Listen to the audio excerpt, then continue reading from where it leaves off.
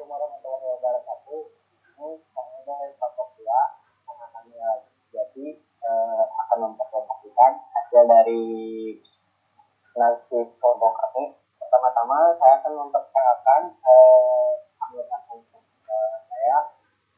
Di sini saya sebagai ketua Muhammad Ramadan dan 7031938.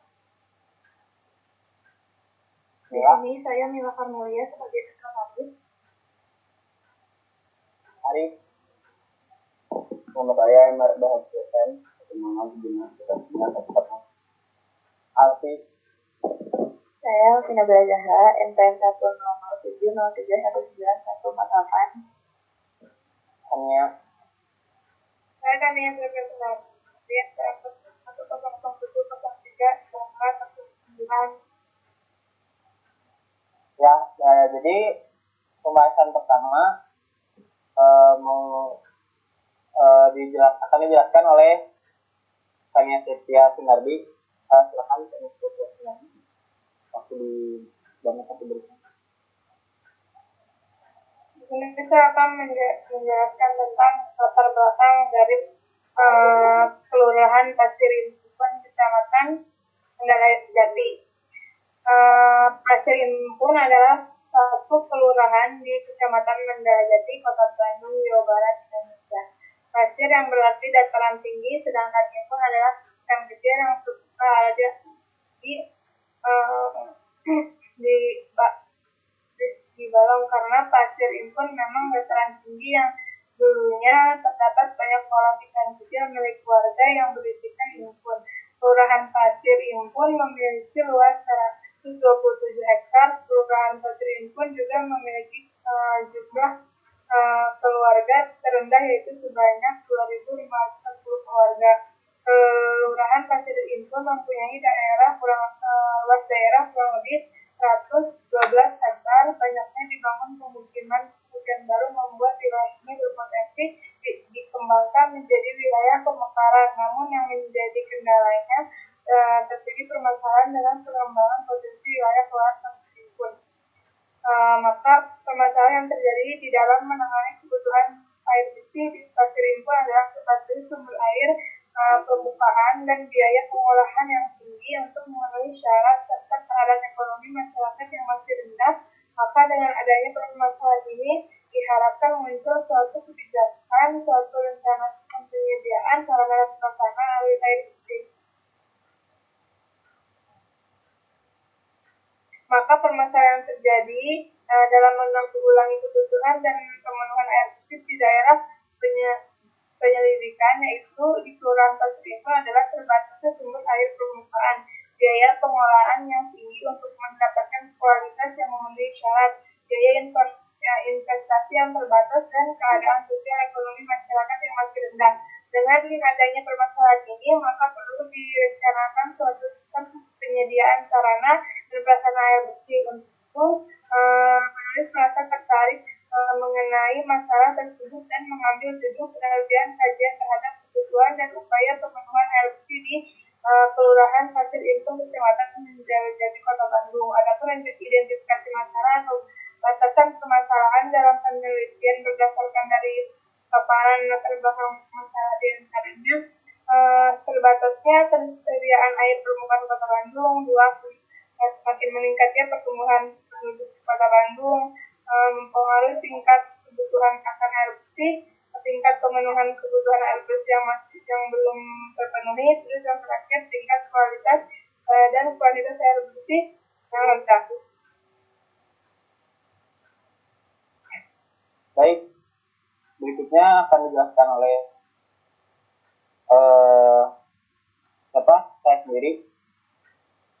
Jadi tujuan dan sasaran perencanaan dari analisis kami itu yang pertama untuk memberikan informasi pada masyarakat Kelurahan Pasir Impun tentang pentingnya menghemat air. Yang kedua, untuk memastikan masyarakat menggunakan air seefisien dan sehemat mungkin. Dan yang ketiga, untuk memastikan bahwa tidak terjadi pencemaran lingkungan air bagi masyarakat Kelurahan Pasir Impun. Lalu ada sasarannya, yaitu meningkatkan pengetahuan masyarakat terkait penghematan menggunakan air bersih. Yang kedua, terwujudnya lingkungan yang bersih atau tidak tercemar dari segi sumber daya air. Yang ketiga, meningkatkan kesiapan masyarakat kelurahan Pasir Impun terhadap kegiatan lingkungan hidup sehingga lebih bijak dalam menggunakan air.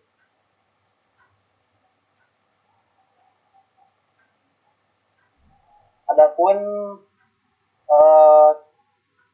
tabel keluaran kegiatan, yang pertama kesetaraan. Ini seperti yang tadi kita paparkan caranya. Lalu ada data informasi yang dibutuhkan jadi data penggunaan air masyarakat di kelurahan Pasir Impun, data air bersih yang mengalir ke kelurahan Pasir Impun, dan juga data peningkatan penduduk hingga tahun akhir di kelurahan Pasir Impun.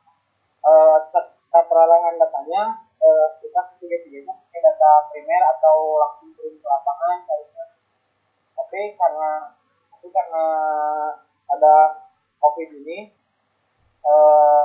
kita nggak bisa langsung turun ke lapangan, jadi ada yang primer, ada yang sekunder.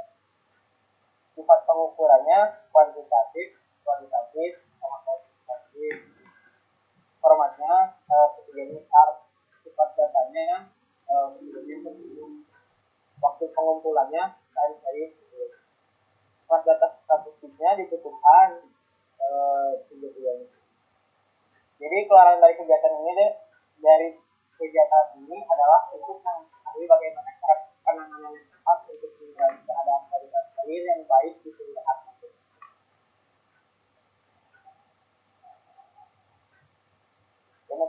Adapun metodologi akan dijelaskan oleh rekan saya, Arif. Baiklah, saya akan menjelaskan tentang metodologi. Pertama itu ada pendekatan masalah yang digunakan dalam penelitian ini adalah menggunakan pendekatan kualitatif, yaitu di mana pendekatan kualitatif adalah metode penelitian yang memusatkan perhatiannya pada prinsip umum yang mendasar terwujudan satuan-satuan segala yang ada dalam kehidupan Indonesia. Penelitian kualitatif merupakan proses penelitian yang bertujuan memahami suatu masalah kemanusiaan yang berdasarkan pada dengan suatu gambaran yang kompleks dan menyeluruh menurut pandangan religi dari para informan serta disanakan di tengah setting alami. Digunakannya pendekatan kualitatif karena pada datanya menunjukkan kualitas suatu objek yang seringkali tidak teratur dan kurang lebih 35 responden dapat melihat kurang lebih alasan yang sama dan tidak teratur. Adapun jenis pendekatan penelitian ini adalah deskriptif. Penelitian deskriptif yaitu penelitian yang berusaha memutuskan pemecahan masalah yang ada sekarang berdasarkan data. Jenis penelitian deskriptif yang digunakan untuk memperoleh informasi mengenai kebutuhan dan penggunaan air bersih di kelurahan Pasir Impun, Kecamatan Mandala Jati, dengan mengandalkan 35 jumlah responden dalam proses pengukuran data.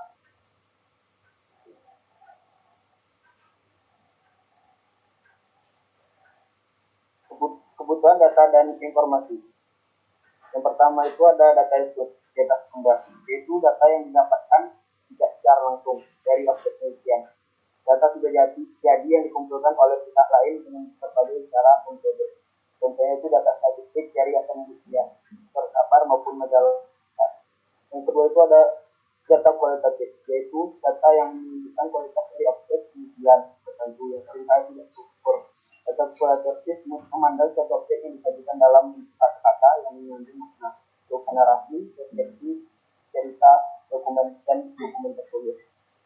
Yang ketiga itu ada data empirik atau berkala, yaitu mempunyai tingkatan lebih rendah dari data rasio. Data ini memperlihatkan jarak yang sama dan ciri atau objek diukur.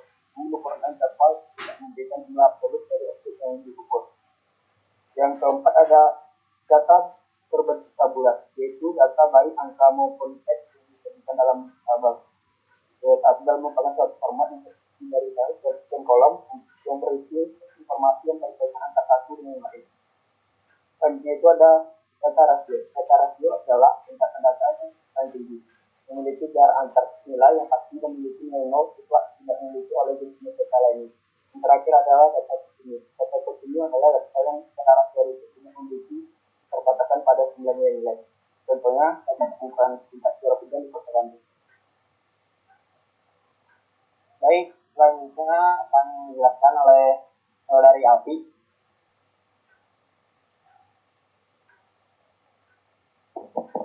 Kebutuhan data dan informasi. Pertama, data sekunder. Jadi klasifikasi data berdasarkan cara perolehannya itu digunakan itu menggunakan data sekunder karena kami mencari data dari pihak lain dan tidak secara langsung dari objek penelitian.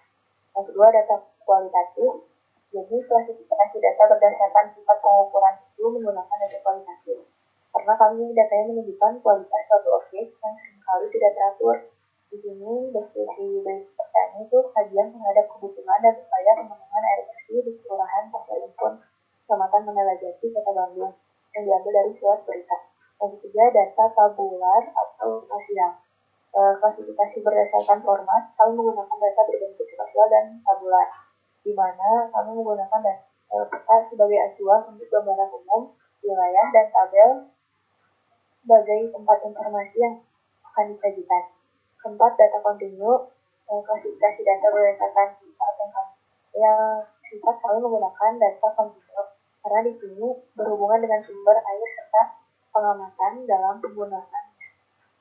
5. Data rasio dan interval. Klasifikasi data berdasarkan jenis data, kami menggunakan data rasio dan interval karena pada data rasio pengukuran jumlah air bersih mengambil data yang absolut, sedangkan pada data interval kami juga melihat dengan kemungkinan yang ada serta melihat data yang buka. 6. Data time series. Klasifikasi data berdasarkan jenis data, kami menggunakan data rasio dan interval karena maksudnya kami menggunakan data time series karena pengambilan data ini juga absolut dan melihat kemungkinan yang ada serta melihat data yang buka.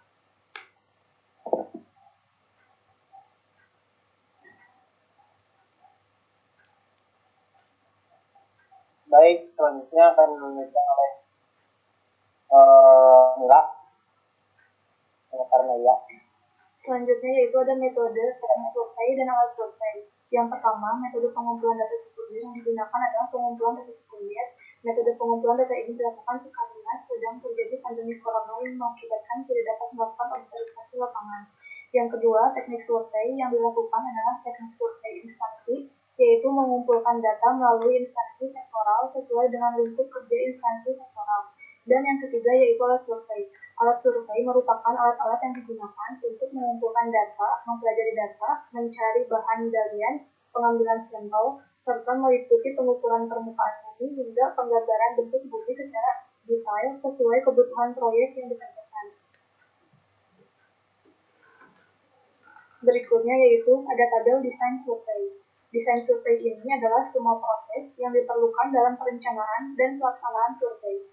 Menurut MC Milan dalam Ibnu Hajar, desain survei adalah rencana dan struktural penelitian yang digunakan untuk memperoleh empiris dengan mengefisienkan waktu, dana, tenaga, dan kemampuan selama dalam melakukan kegiatan.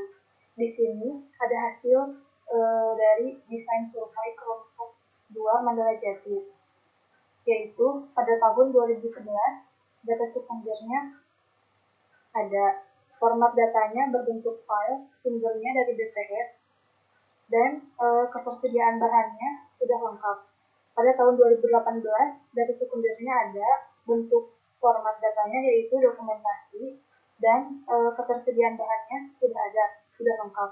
Dan pada tahun 2020, yaitu data primer, ketersediaan datanya belum lengkap.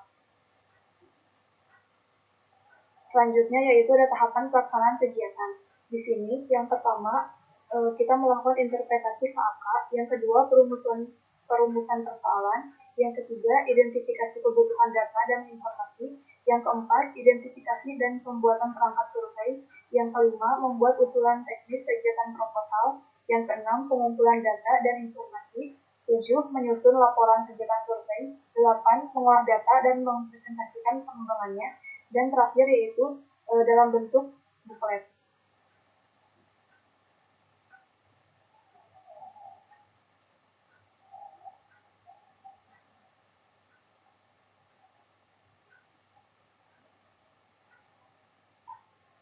Adapun tahapan berikutnya yaitu tahapan persiapan, yaitu yang pertama adalah pekerjaan persiapan awal.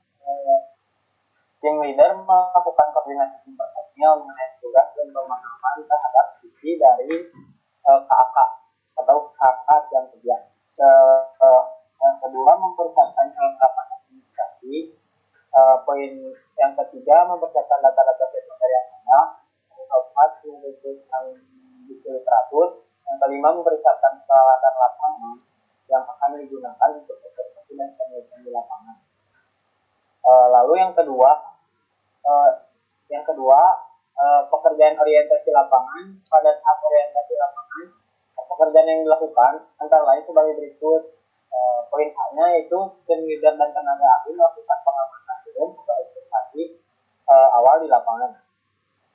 Poin B, tim leader dan tenaga ahli melakukan pendekatan atau interaksi terhadap masyarakat sekitar. Dan poin C, membuat kompilasi data. Untuk poin ketiga, kajian awal. Poin A-nya, tim leader dan tenaga ahli melakukan kajian terhadap kondisi di lapangan. Poin B, membuat implementasi di kerja dari lapangan kerja itu. Poin C, target kerja dari masing-masing bidang keahlian. Lalu yang keempat, laporan dan presentasi pendahuluan. Poin A-nya, membuat draft laporan pendahuluan yang terdiri dari resume, dari observasi atau pengamatan di lapangan. Poin B, membuat laporan yang berisi tentang latar belakang, tujuan, hasil dari pengamatan umum atau rencana kerja induk dan metodologi. Poin C, melakukan presentasi laporan pendahuluan dan review. Ini ada organisasi pelaksanaannya. Pada bagian ini akan dijelaskan mengenai struktur pengerjaan mengenai survei yang akan dilakukan di mata kuliah ini. Dari daftar nama peserta dan juga wilayah yang disurvei, yaitu Kelurahan Pasir Impun, Kecamatan Mandala Jati. Suatu tim akan kerja berhasil jika dijalankan dengan personil dengan kerja sesuai tugasnya. Maka dari itu perlunya pembagian tugas adalah disurvei dari satu kegiatan yang baik. Adapun struktur organisasi surveinya, dosennya sendiri ada dari Ibu Bima Puspitasari. Lalu ada anggotanya Ketua Muhammad Ramadan, sekretaris ada Nia Pamelia, bendahara ada Alfi, penanggung jawab survei saya sendiri, penanggung jawab perizinan Haji Setia, penanggung jawab data primer Muhammad Arif Hakim, penanggung jawab data sekunder Muhammad Wahid Bintang, penanggung jawab akomodasi atau transportasi saya sendiri dan juga Wahid Bintang. Baik, gambaran umum berikutnya akan dilanjutkan oleh teman saya karena Setia. Gambaran umum makro wilayah Kecamatan Mandala Jati. Kecamatan Mandala Jati merupakan salah satu bagian wilayah timur Kota Bandung dengan memiliki luas lahan sebesar 717 hektar. Bagian selatan ada Kecamatan Ahmad Yani Kota Bandung, utaranya ada Cimenyan, timur ada Ujung Berukung, barat ada Kecamatan Cibuiding, Kidul Kota Bandung. Secara geografis, Kecamatan Mandala Jati memiliki bentuk wilayah datar atau berombak sebesar 35% dari total keseluruhan luas wilayah. Tinjau dari sudut ketinggian tanah, Kecamatan Mandala Jati berada pada ketinggian 500 meter di atas permukaan air laut. Suhu maksimum dan minimum di Kecamatan Mandala Jati berkisar 30 derajat Celcius. Sedangkan dilihat dari segi hujan berkisar 215 mm per tahun dengan jumlah hari dengan jumlah curah hujan yang terbanyak sebesar 45 hari.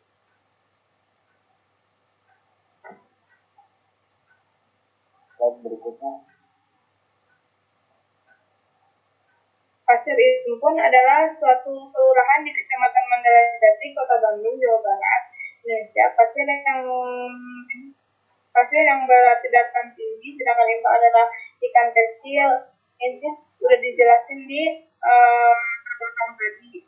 Kelurahan Pasir Impun diisi oleh 11 RW, 57 RT untuk penduduknya sendiri diisi oleh 5.407 laki-laki dan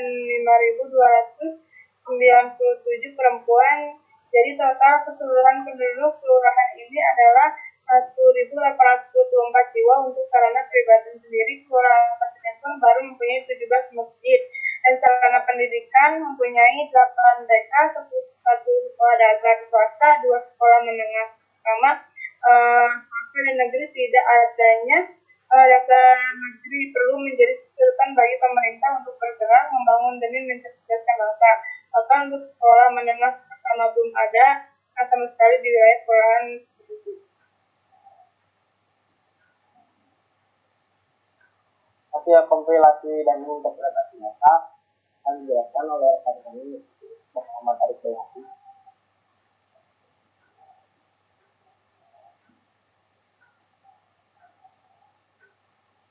Jangan dimute, Arif jangan dimute. Yang pertama itu, sasarannya itu meningkatkan pengetahuan masyarakat terkait meningkatkan air bersih. Yang pertama itu berdasarkan hasil kuesioner, survei mengatakan bahwa baik sekali kalau bentuk kegiatan menggunakan dari mulai mandi, cuci, masak, dan kegiatan lainnya. Jadi interpretasinya itu dapatnya dari penggunaannya banyak menyebabkan dulunya meningkatkan pengetahuan masyarakat menggunakan air bersih. Yang kedua itu adalah berdasarkan data sekunder masyarakat yang mengalami krisis pada musim kemarau. Dan biasanya mereka membeli 4 sampai 10 jerigen. Interpretasinya itu paling data sekunder yang terlihat masyarakat belum mengetahui cara melakukan penghematan air, di mana harus membeli 4 sampai 10 jerigen ketika mengalami air bersih. Dan beruntung pada saat itu masyarakat masih dibantu oleh salah satu partai politik. Yang kedua itu ada sasaran periodisnya yang tidak maksimal dari segi sumber daya air. Dari sasaran itu kami tidak mendapatkan data lapangan gimana. Ketiga itu ada meningkatkan kesiapan masyarakat kelurahan terhadap meningkatkan jumlah penduduk tinggal di juga dalam menggunakan air. Pertama itu ada berdasarkan hasil sehingga jumlah penduduk meningkat rata-rata 1 orang per tahunnya. Dapat dilihat dari peningkatan rata-rata 1 orang per tahunnya, menyebabkan perlu adanya kesiapan lebih juga menggunakan air di nantinya. Yang kedua itu ada sekarang ini juga dibuat agar terjadi kebutuhan air yang dialami pada tahun 2018. Yang kedua itu ada berdasarkan survei terlihat bahwa kebutuhan air di kelurahan itu didirikan total kebutuhan kondisi dari hasil kuesioner pembahuan dan kebutuhan air orang seharinya yaitu 1 liter dan 28% air sekitar 185 liter dan 12% membutuhkan air sebanyak kurang dari 95 liter. Dari hasil surveinya dapat dilihat air itu sangat dibutuhkan di kelurahan Impun. Jumlah penduduk sekitar mengalami tambahan sehingga penggunaan air menjadi meningkat. Jadi penduduk perlu berkelanjutan meningkat karena kesannya mengalami peningkatan.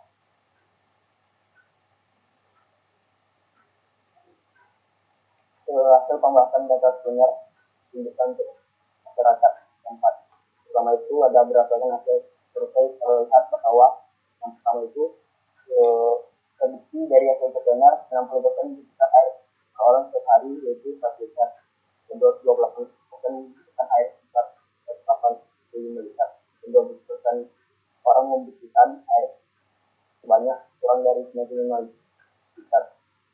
Yang kedua itu berdasarkan grafik penggunaan air didapatkan pasukan menggunakan PDAM dan air sumur dengan tingkat tertinggi yaitu PDAM 52%. Yang kedua ada air sumur yaitu 44% dan kurang sekali adalah 45%. Yang ketiga itu berdasarkan hasil survei 56% menggunakan PDAM dan 44% menggunakan PDAM. Yang pertanyaan keempatnya itu ada pertanyaan tentang pergantian itu apakah berpengaruh atau tidak. Yang persentase 56% mengatakan dia, 32% orang mengatakan tidak, dan 20% mengatakan mungkin. Jadi dominan mengatakan yang berarti mempengaruhi.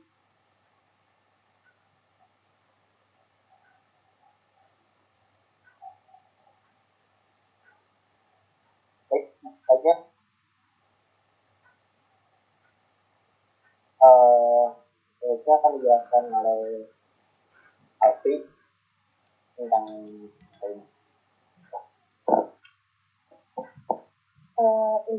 Untuk keperluan apa saja bersih tersebut digunakan. Berdasarkan hasil survei mengatakan bahwa banyak sekali segala bentuk kegiatan menggunakan air bersih tersebut, dari mulai mandi, mencuci masak, kegiatan lainnya.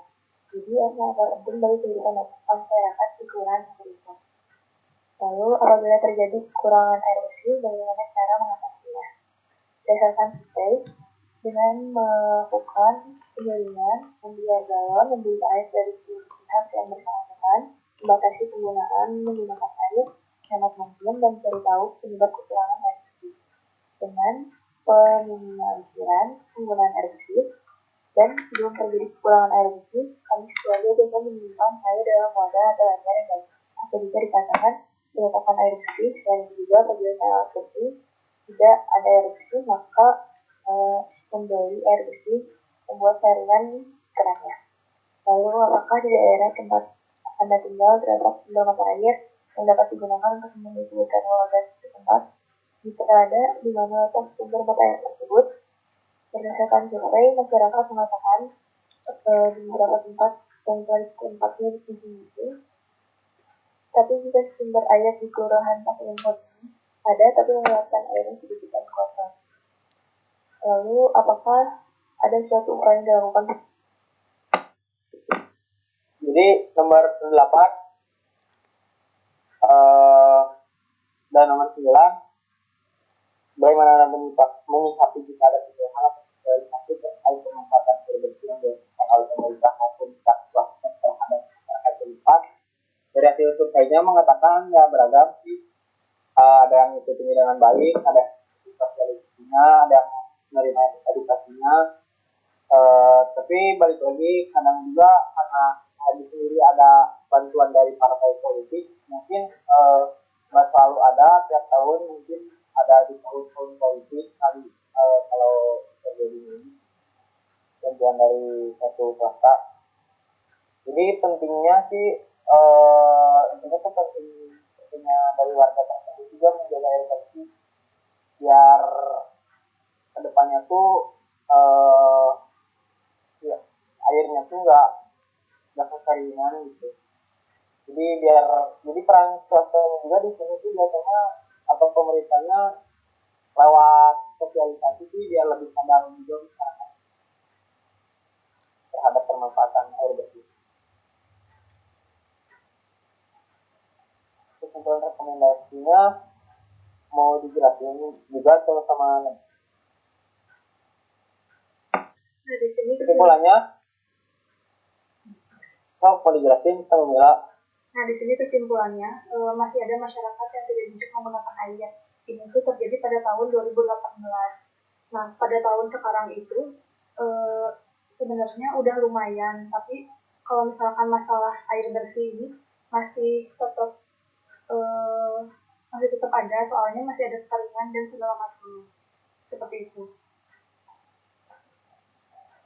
Nah, rekomendasinya di sini apa yang telah dipaparkan tentunya sangatlah bermanfaat, namun adanya kekurangan perlu menjadi bahan evaluasi melalui rekomendasi. Jika nantinya kebijakan yang ada belum tepat sasaran, di sini kelompok kami merekomendasikan bahwasannya selain membangun sumber-sumber mata air samarinda juga memberikan suatu kebijakan sebagaimana kampisman yang bisa menjadi mindset bagi masyarakat kelurahan Pasir Impun. Jika dirasa efektif, bahkan hal ini bisa aplikasikan pada tingkat kota. Contohnya saja harus selalu mematikan air keran, meskipun hanya setetes atau membuat suatu tingkatan menjadi makhiro.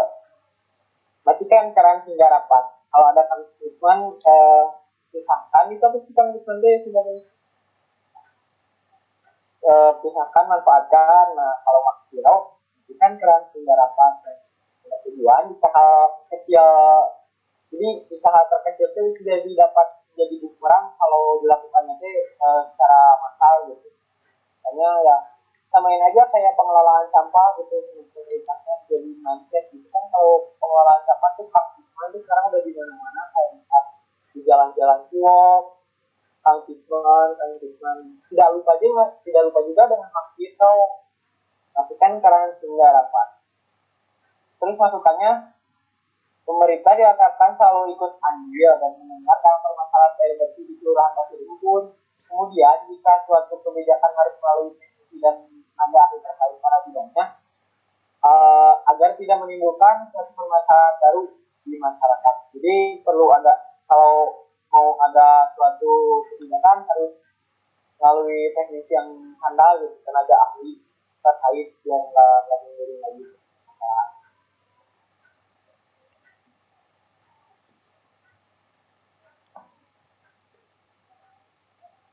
Lampiran hanya di next aja dilihat.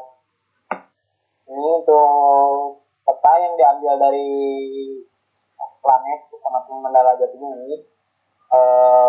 Ini Kelurahan Pasir Impun yang di sebelah kanan.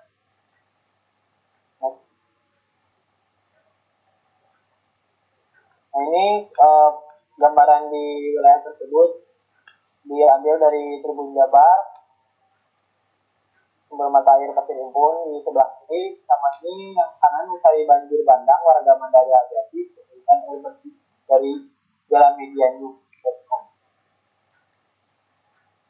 Nah, ini bantuan juga ada bantuan sumur kering selama 7 bulan warga Kecamatan Mandala Jati tak dapatkan air bersih dari Tribun Jabar.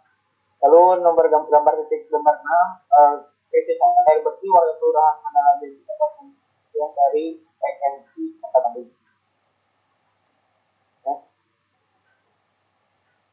Gambar 7 bantuan air bersih bagi warga terdampak dengan Mandala Jati. Gambar 8 musim kemarau. Selanjutnya ada pertanyaan yang diajukan kepada beberapa sumber. Yang pertama adalah berapa banyak kebutuhan air bersih yang per hari, 1 liter per hari. Yang kedua, dari mana sumber air tersebut berasal. Yang ketiga, apakah menggunakan PDAM. Yang keempat, apakah pergantian musim baik musim kemarau atau hujan mempengaruhi ketersediaan air bersih. Yang kelima, untuk keperluan apa saja air bersih tersebut digunakan. Lalu yang keenam, apabila terjadi kekurangan air bersih, bagaimana cara Anda mengatasi hal tersebut. Yang ketujuh, apakah di daerah tempat Anda tinggal terdapat sumber mata air yang dapat digunakan untuk memenuhi kebutuhan warga tempat. Jika ada, di mana letak sumber mata air tersebut. Yang kedelapan, apakah ada suatu daerah berbeda kebutuhan air bersih provinsi. Yang kesembilan, bagaimana Anda menyikapi terhadap penyuluhan dedikasi terkait pemanfaatan air bersih yang dilakukan oleh terhadap warga setempat. Dan ini hasilnya. Next.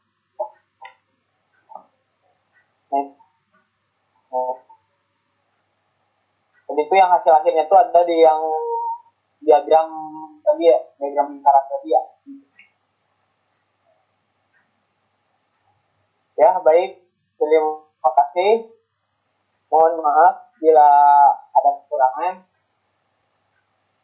Saya sendiri Muhammad Ramadan dan yang lainnya, kawan-kawan yang lainnya mengucapkan terima kasih sebesar-besarnya. Salam bareng nggak? Salam bareng. Itu Arif nyalain dulu. Arif nyalain dulu. Billahi taufiq wal hidayah.